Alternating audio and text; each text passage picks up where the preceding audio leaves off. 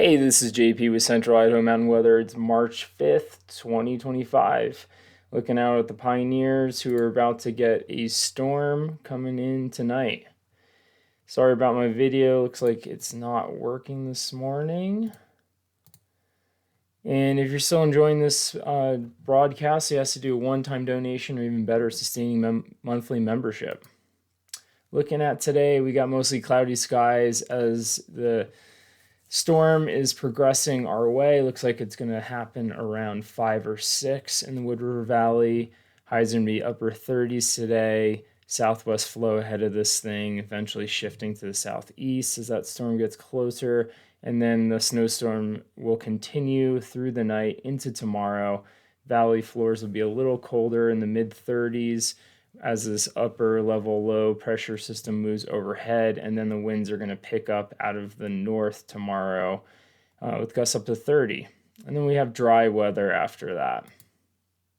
Looking at the backcountry breakdown, corn is out, powder is in. Been finding dry snow above 7,500 feet in the Wood River Valley and other spots to the north. Below that is a rain crust.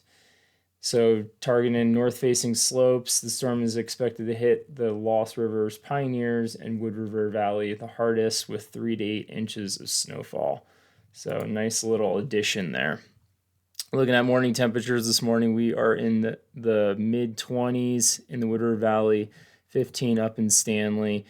It looks like kind of a small system, but this is our little low here, and this is going to progress down through here and kind of park itself over right here and swirl in moisture kind of from the south northeast in. Looking at the NAM forecast, I went with the NAM this morning, kind of highlighting a little bit more of what's going to happen. So you can see right as 5 or 6 today, this band of snow lifts to the north, parks itself over here, and then we have another kind of band running southwest to northeast that's going to migrate its way over to us as that low pressure sits over northern Nevada and Utah and starts funneling in moisture in a counterclockwise rotation. These are what our storm totals are looking like. Valley floors are going to be kind of wet and heavy snow, 3 to 4 inches. But you can see as you gain elevation in colder air, it gets up into some sections looking at 8 to 12 inches, especially across the crests of the Pioneer Mountains and over into the Lost River Range as well, looking like they could pick upwards of a foot of snow. So they haven't seen much snow this season. That's good. This is looking at the 12-hour breakdown of tonight. You can see there's kind of a couple hot spots to the western side of 75 and the Smoky Mountains, and then over into the Pioneers. And the White Knob's picking up a healthy dose of snow with that band parking its way over there. And then tomorrow we'll pick up more snow, more so I think into the afternoon hours across Heinemann and stretching up into the boulders, maybe even to the White Clouds too. The eastern edge is getting quite a bit of snow as this thing is the center of the low is parked to the south of us, so it's going to be feeding in moisture from the southeast and eventually to the northeast and finishing from the north. So the upslope with this will be on the eastern side of the Pioneers boulders, but it'll funnel over into the Wood River Valley.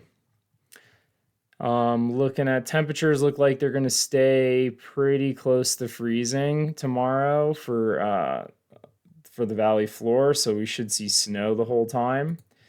And looking ahead, it's pretty interesting looking at these different graphics just from Titus picking up maybe 4 inches to Hyman picking up 7 inches, and not normally seeing that. Usually you see Titus and the Sawtooth picking up quite a bit of snow, but not with this storm.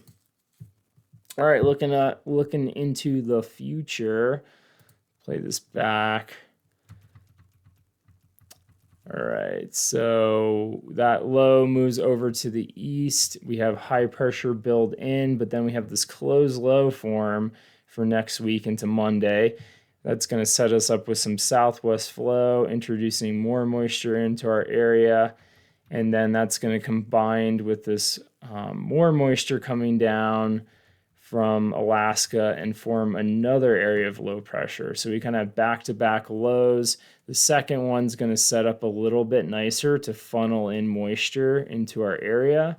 And we can start to see that looking at the Titus NAM, picking up maybe an inch of water over a few days period and a foot of snow.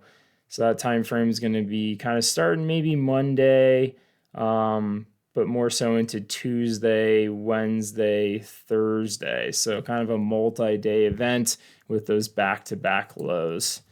And we can see that again on the GFS ensemble. So this is that low coming through tonight into tomorrow.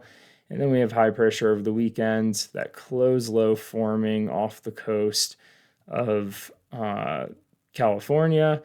And then it kind of combines forces with the next low coming in right on its back. And that's going to be parked a little bit higher in the Pacific Northwest.